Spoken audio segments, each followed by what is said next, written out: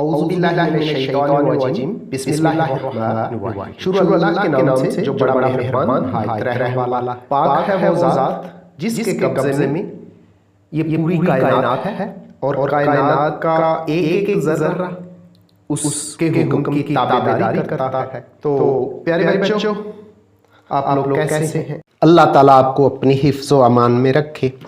Physics class 9 और इस unit पर है जी 6 वर्क एंड एनर्जी। आज हम इस यूनिट के शॉर्ट क्वेश्चंस यानी मुख्तसर सवालात करने जा रहे हैं। तो जो एक्सरसाइज वाले शॉर्ट क्वेश्चंस हैं वो खुसूसी तौर पे किए जाएंगे और इंग्लिश और उर्दू दोनों मीडियम के अंदर किए जाएंगे। इसलिए वो स्टूडेंट्स जो उर्दू मीडियम पढ़ते हैं और वो स्टूडेंट्स जो इंग्लिश मीडियम पढ़ते हैं, दोनों तरह के स्टूडेंट्स इस मेरे वीडियो लेक्चर के साथ आखिर तक जुड़े रहें ताकि जो वेरी इंपॉर्टेंट शॉर्ट क्वेश्चंस हैं उनके तैयार हो सकें।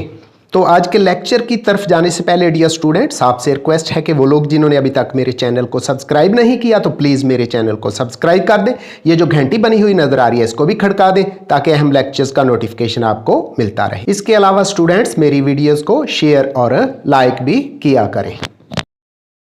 अस्सलामुअलैकुम दोस्तों, आज मैं आपको एक ऐसी बात बताने जा रहा हूँ शायद जिसका पहला सवाल 6.2 वर्क की तारीफ कीजिए, इसका एसआई यूनिट क्या है? इंग्लिश में भी सुन लें। Define work, what is it's SI unit. अब इसकी तारीफ सुन लें उर्दू में भी इंग्लिश में भी। जब किसी जिस्म पर कोई फोर्स अमल करे और वो जिस्म कुछ फासला फोर्स की सिमत में तय करे तो इसे वर्क कहते हैं। या ये भी सुन लें, फोर्स और डिस्प्लेसमेंट के हासिल ज़रब को वर्क कहते हैं। अब इंग्लिश में सुनिएगा, when a force is acting on a body and body covers some distance in the direction of force it is called work, और the product of force and displacement is called work. Its formula is work बराबर है force ज़रब displacement. Work को W से, force F से और displacement S और ऊपर एरो डाल दिया तो W बराबर है F ज़रब S। वर्क एक स्केलर मिकदार है, इसका SI यूनिट जूल या न्यूटन मीटर है। 6.3 है। क्वेश्चन कुछ यूं है, फोर्स कब वर्क करती है? वजाहत कीजिए। When force do the work explain. 6.3 यानी आज के लेक्चर के दूसरे सवाल का जवाब है, फिजिक्स के मुताबिक वर्क उस वक्त होता है जब फोर्स और जिस्म में मोशन एक ही सिमत में हो। यानी जो डायरेक्शन फोर्स की है बॉडी उसी सिमत में कुछ फासला तय करे। यानी फोर्स और जिस्म की मोशन की सिमत के दरमियान जाविया 0 हो। क्योंकि हमने पढ़ रखा है W बराबर है F S cos थीटा, तो cos 0 की कीमत 1 होती है तो किया हुआ वर्क मैक्सिमम भी होगा, या कोई और जाविया हो मसलन 90 से कम। अगर ये जाविया 90 डिग्री हो तो कोई वर्क नहीं होता। क्यों? cos 90 की कीमत 0 हो जाती है और वर्क डन 0 हो जाता है।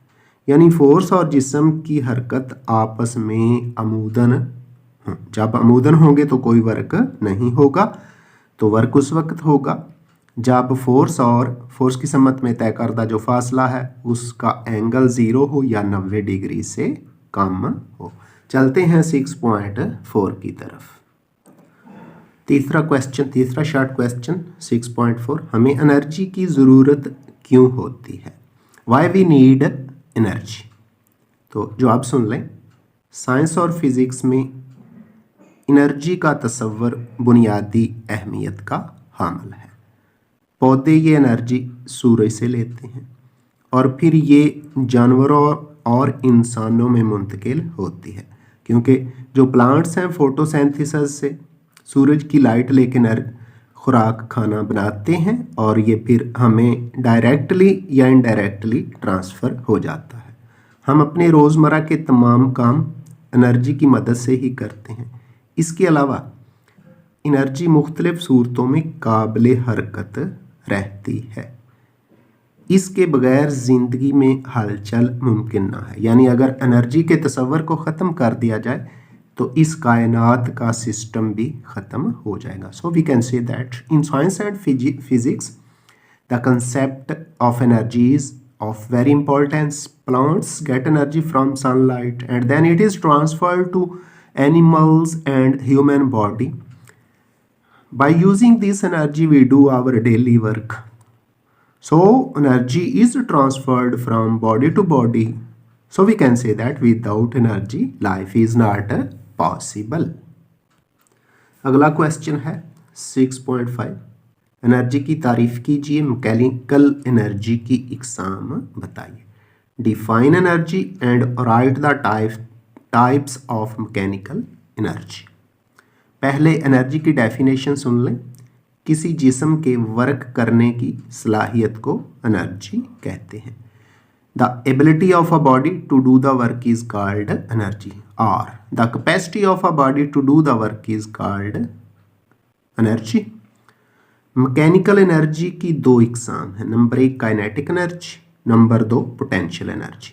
Mechanical energy is of two types, kinetic energy and potential energy. Next question is 6.8, 6.6 और 6.7 वो लॉन्ग क्वेश्चन है दो, तो 6.6 काइनेटिक एनर्जी का लॉन्ग क्वेश्चन है, उसमें इसका फार्मूला प्रूव करना है। 6.7 पोटेंशियल एनर्जी का लॉन्ग क्वेश्चन है, उसमें पोटेंशियल एनर्जी को एक्सप्लेन करना और उसका फार्मूला ड्राइव करना है। तो वो अलहदा टॉपिक्स के अंदर किए जाएंगे। 6.8 अगला क्वेश्चन है, शॉर्ट क्वेश्चन। फॉसल फ्यूल्स को एनर्जी की नाकाबिल तजदीद शक्ल क्यों कहा जाता है? Why the fossil fuels are called non renewable sources of energy. जो आप सुन लें, फॉसल फ्यूल्स को बनने और जिस शक्ल में हम इस्तेमाल करते हैं में आने के लिए कई मिलियन साल लगते हैं, इसलिए इन्हें एनर्जी के नाकाबिल तजदीद ज़राए के तौर पर जाना जाता है। To form fossil fuels there is a lot of years required to convert in the shape that we needed. So the fossil fuels are known as non-renewable sources of energy. बढ़ते हैं अगले क्वेश्चन की तरफ। 6.9, energy की कौन सी किस्म को दूसरी इकसाम पर तरजीह दी जाती है और क्यों? What type of energy is preferred on other types and why? जो आप सुन लें इसका, सूरज से आने वाली एनर्जी यानी सोलर एनर्जी को एनर्जी की दूसरी इकसाम पर तरजीह दी जाती है। क्यों? वजह सुन लें। क्योंकि सूरज की रोशनी किसी तरह भी हमारे माहौल को आलूदा नहीं करती। ज़मीन पर ज़िंदगी भी इसी एनर्जी से है। अगर हम सोलर एनर्जी को इस्तेमाल करने का मुनासिब तरीका मालूम कर लें तो हम कभी भी एनर्जी की कमी का शिकार नहीं होंगे। इंग्लिश में सुन लें।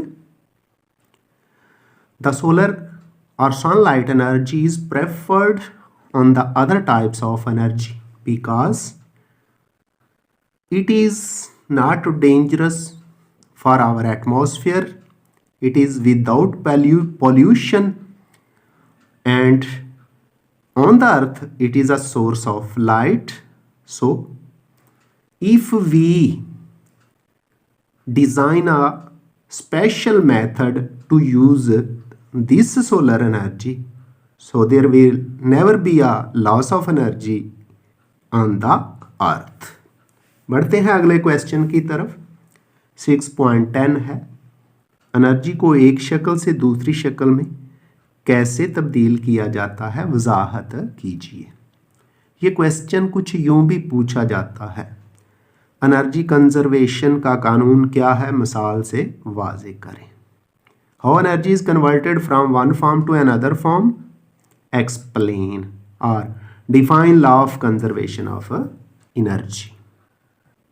जो आप सुन लें, एनर्जी को ख़त्म नहीं किया जा सकता। और ना ही पैदा, ताहम एक शक्ल से दूसरी शक्ल में तब्दील किया जा सकता है। It is known as law of conservation of energy. Energy can neither be destroyed nor created but can be converted from one form to an other form. For example, जब पानी डैम्स में स्टोर होता है और dams बुलंदी पे होते हैं तो बुलंदी की वजह से उसमें यानी पानी में पोटेंशियल एनर्जी होती है।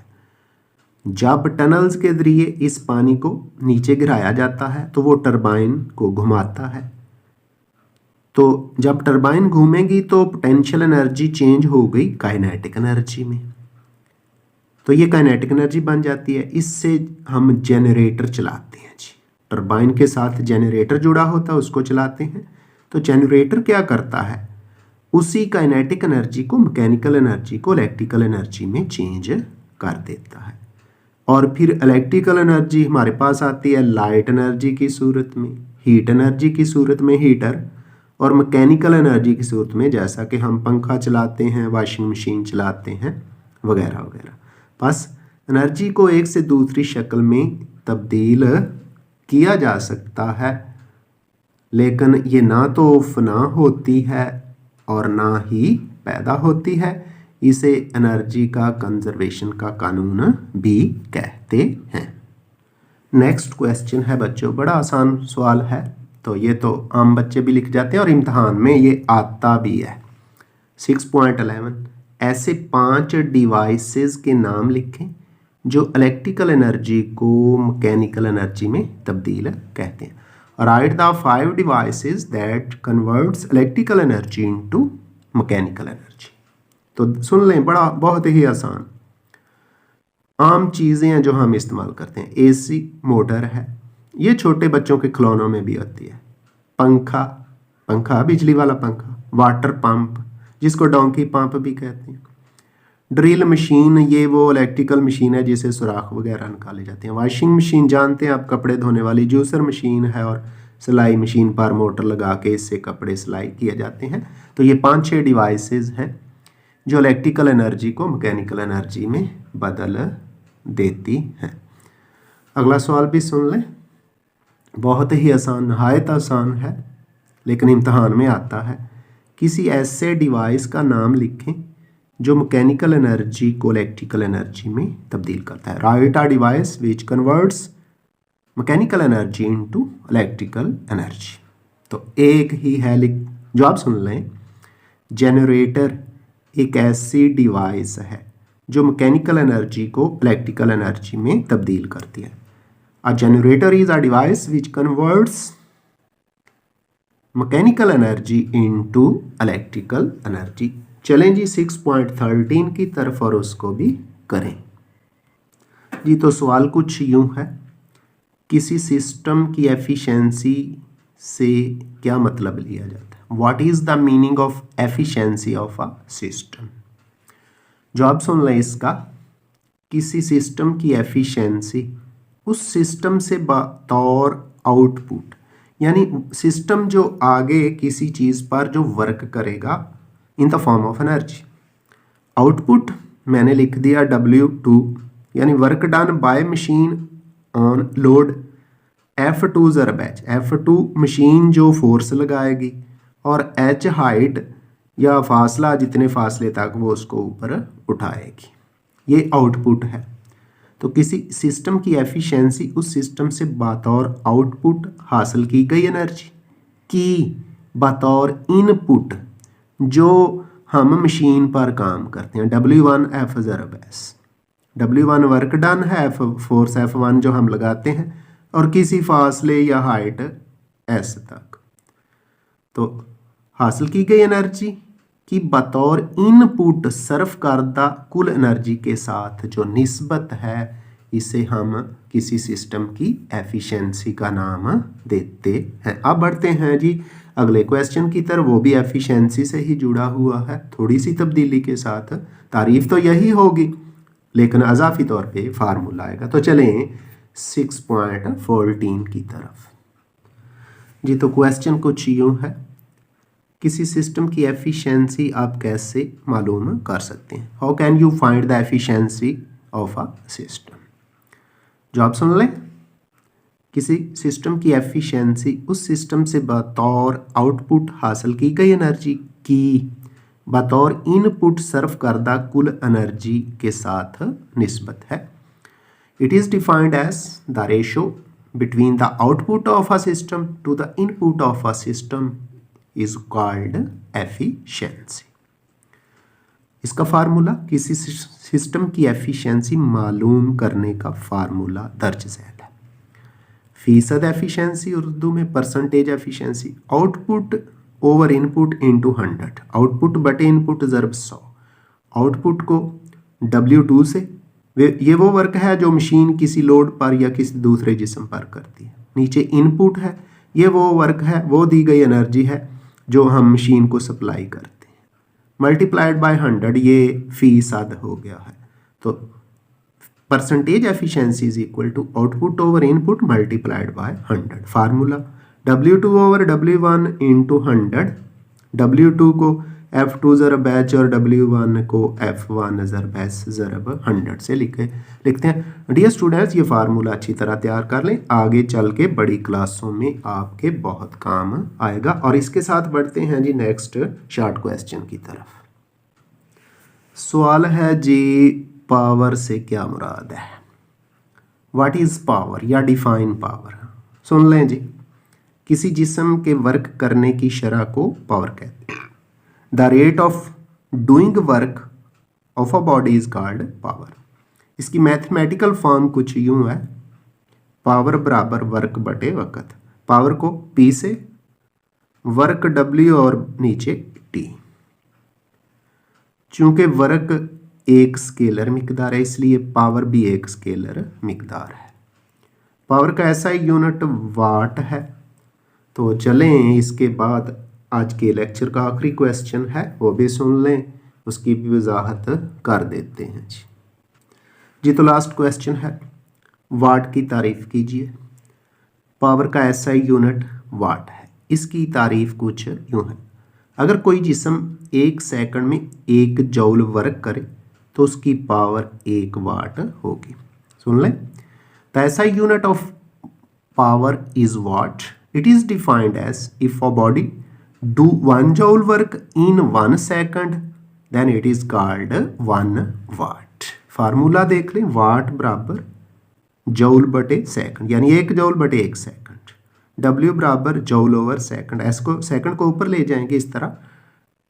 1 वाट बराबर है जूल पर सेकंड। तो डियर स्टूडेंट, इसके साथ ही मुझे दीजिए इजाज़त। अल्लाह हाफिज़।